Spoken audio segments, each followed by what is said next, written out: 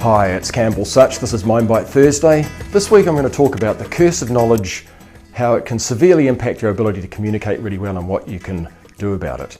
Have you ever found yourself in a conversation with someone, talking with someone, and 2 or 3 minutes into it, all of a sudden you're wondering, what the heck are they talking about?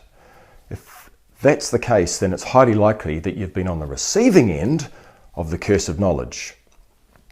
Now, the curse of knowledge is an idea that once we know something, we just can't imagine what it's like to not know it. And the more we know about something, the more knowledge we have in a particular area of expertise, the harder it is for us to imagine what it's like not knowing. Now, this covers anything and everything that we're trying to communicate to someone else where they may not have all the information that we do. From our technical expertise to a project that we're working on where the other person doesn't know much about the project, to an update we're wanting to give our boss or one of our team members or a peer or a colleague or even a supplier, to the comedy show that you saw last night that you're trying to explain the humour of it to a friend, and in the end they don't get it, and you end up saying to them, look, you just had to be there.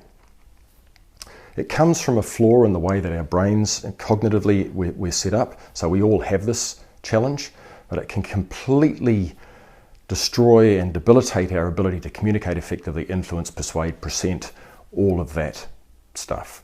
So how do we know this? How do we know the brain works like that? Back in 1990, Elizabeth Newton earned herself a PhD in psychology from Stanford University by studying a really simple game. She divided the people that were taking part into 2 groups. There were the tappers and there were the listeners. Each of the tappers was given 25 songs and they could choose a few from that list. And then the listeners then they had to tap out the song using a stick on the top of a table. And the listeners had to try and work out what that song was. Have a guess how many songs were guessed correctly? 3.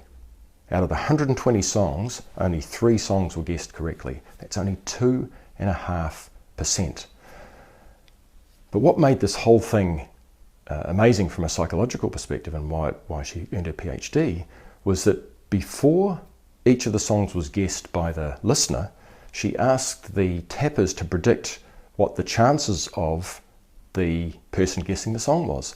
And the tappers predicted 50%. They predicted that 1 song in 2 would be guessed correctly, but what actually happened was 1 song in 40.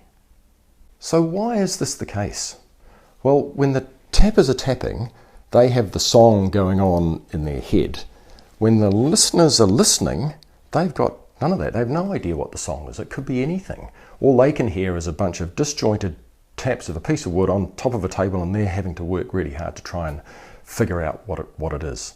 And you can see from the faces of the tappers that they're completely blown away by how hard the listeners appear to be working to try and understand the songs. And you can see that they're thinking, isn't it obvious? And then when a listener then guesses Mary Had a Little Lamb instead of Happy Birthday to You, you can see that the tappers are thinking, how can you be so stupid? It's a real challenge being a tapper. They've got the knowledge, the song title, but it's really hard for them to imagine what it's like to not have the knowledge. When they're tapping away on the table, it's almost impossible for them to imagine what it's like to be a listener who can only hear the isolated taps and not have that knowledge going on. And that's what the curse of knowledge is. And that's why it's so hard when we've got knowledge and we know something really well, and the more we know, the harder it is for us to imagine what it's like for someone else to not have the knowledge. Once we know something, it's really difficult to imagine what it's like not to know it. Our knowledge has cursed us, which makes it really difficult for us to share knowledge because we can't readily bring to mind what it was like not to know it. We can't easily put ourselves in the minds and the state of mind and the knowledge levels of our listeners. And this is played out every day around the world between CEOs and their boards and direct reports and frontline employees, probably most of all, between you and your team, you and your peers, you and suppliers, between marketers and salespeople and their customers. Anyone that has knowledge that someone else doesn't have, it's a curse of knowledge. It's that real challenge to be able to understand what they know and to imagine what it's like when we already have that information. So what can you do to minimize the impact that this makes and the effect, to minimize the effect of it, knowing that it's something that we all have to deal with all the time and it will be an ongoing challenge for all of us?